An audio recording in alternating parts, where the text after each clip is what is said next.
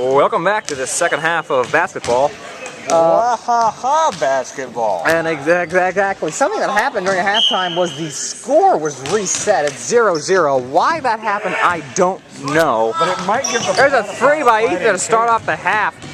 Problem is, 3-0 Platypi, which looks pretty good, but I'm assuming they're going to add up the scores from the second half at some point. Not sure why they were reset.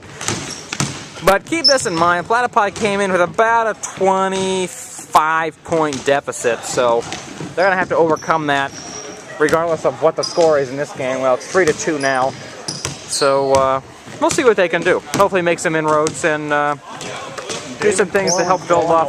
Slowing down a lot there. Well, they should be much more. They should have a lot more energy going late into the second half, simply due to the fact that 1, this court is smaller, and 2, they have subs this game, so they should all have ample time to rest, at least for a little bit, get a drink, have a seat for a few minutes, and then hopefully get a little bit of that energy back. The other 2 makes it 4-3. For that right now, Grayton, the white team still controlling the game. Helms, we were talking about not wanting to be in Egypt in the first half. A place I'd want to be, as Ethan just misses a 3, is Catalina Island, California. I hear you. Oh, beautiful island right off Los Angeles. Just watching a story on the island a couple days ago. They have some really fascinating attractions that you just don't normally hear about. They have one of the last remaining herds of wild buffalo actually out there. Yeah. Also a huge theater. The thing is massive if you've seen it. Yeah, it's really something. I sure would like to go watch something in that theater at some point. But for now, we are here in the practice gym and with Bryan College in Dayton, Tennessee. Absolutely. Tennessee, not quite Catalina Island, but some people think it might be close. Well, yeah, you never know. We are located in Ray County in eastern Tennessee. Dayton is the county seat. Ray County, the 5th highest teen pregnancy rate in the state right now. Brian just can't control his feet there. He goes out of bounds. Right now we got 8-3 in favor of the white team. About 17 minutes, 45 seconds to go in this one. I've been going to intramural basketball games this is going on my 3rd season. I have never seen them reset the score at that time. Neither have I. Now, I'm not saying that the score is 0-0 in the book at the scores table. I still think the score from the first half will carry over. I just don't know why it'd be reset like that. It could have been any number of things. And accidents happen, and the people who are scoring this game are human just like the rest of us. Although, if I'm on the court for the Platypi, that does a lot of positive stuff for my psyche here. I'm not staring at a 20-point deficit every time I run by that clock. It starts off 0-0, and while that's not really the reality, it's got to be encouraging. That's true, and you have to wonder if maybe that's why they did it. Maybe they're extending the hands of grace. Bryan, of course, a Christian college, so perhaps they decided to integrate some of those Christian values into the intramural basketball league. One can only wonder. That's true. Ethan puts up another 3. That one won't go. Something I'm wondering right now, will our spring banquet be better than the last one? Well, let me tell you, Helms, the Great Gatsby banquet, I believe, was the last spring banquet, and I went to support my class, but that thing was a disaster. That's true. That actually went down in the history books as the Hindenburg banquet, and this might follow it as the Hindenburg game. The Platypi have crashed and burned since the first 5 minutes. Yeah, it's unfortunate. Well, and we hit a timeout here. We'll keep it here for this timeout, as this might make some comments on this upcoming banquet. The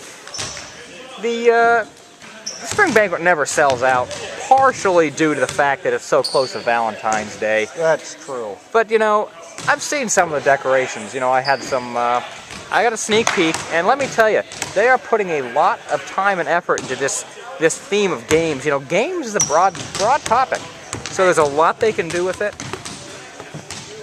The ball coming over for an interview there. Yeah, well. But you're right. We've seen quite a few classes put in some effort on on some of their banquets. The Batman banquet, our class, of course. That one was fairly elaborate. And fairly alarming if you're the fire department setting off the That's fight. Yeah, the first banquet ever to be on fire, actually, in the history of Bryan College. Yeah, thankfully there were actually no flames involved, just a ill-placed smoke machine. Although it did cause some members of the faculty and staff who have been around for a while to get flashbacks to that infamous fire on Force Mercer. And incidentally also caused one sophomore who will remain nameless to cry. That is true. I remember that very vividly. I did miss that banquet, but there were plenty of stories going around after the fact. And the platypus crying right now in Australia where they live because the team that bears their name is, not really doing much for that name right now. And foul, and we have a chance for 3 here. Steve's bandana came up on that shot. That is intense.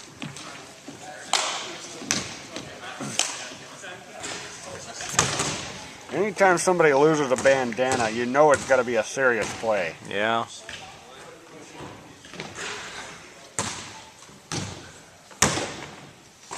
Clock's still running here as Steve fixes the bandana as we approach 15 minutes. The score 12-5 in favor of the white team. Platypi looking to put a few on the board here. First one short by Steve, and white gets the rebound.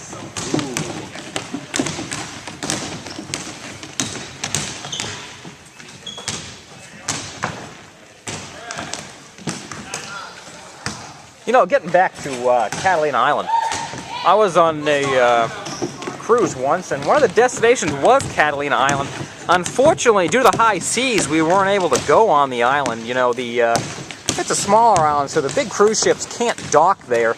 You have to get on a smaller ferry boat that takes you into the island, and seas were just too rough for those smaller boats to operate, so fortunately never even got to see the island.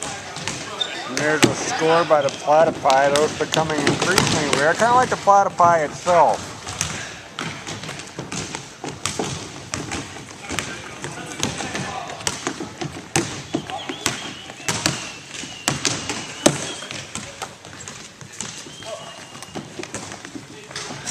Three there, just bounces out by Ethan. Talking to David Corwin at halftime, he understands they're not going to get to 45 points in this game, and he's going to have to buy some Mountain Dew. But you know what? He has set goals in his mind that he wants his team to reach, and that's a good thing. That is a good thing, especially with a team like the Platypi, who may at sometimes be a little undermotivated. This is a really eclectic group of people, really, here. The Platypi originated as a long first team, but over the years, a lot of the players have moved off, and there's not quite the cohesion that it's had in years past. True, although if you look at the makeup of this team, I believe only one player has not actually lived on long first at one point, that being Joseph Starkey. And I'm really not sure how he got on the team, but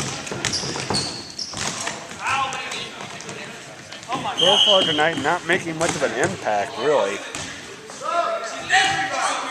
And look where he made that foul call from. It looks like it may be in favor of the Platypi, no, but that's a lot of ground for him to be able to cover, and well,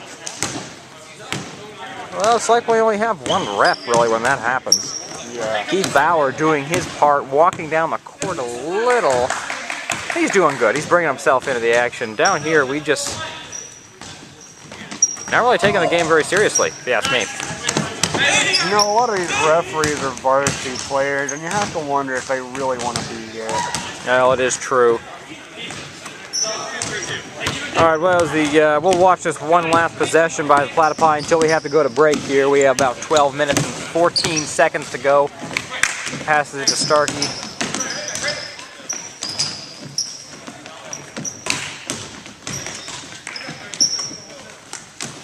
Warner puts up a shot. Oh, just misses. All right, we're going to head to break here quick. Helms with the score. White team 18, Platypi 5. We'll be right back on Wahaha basketball.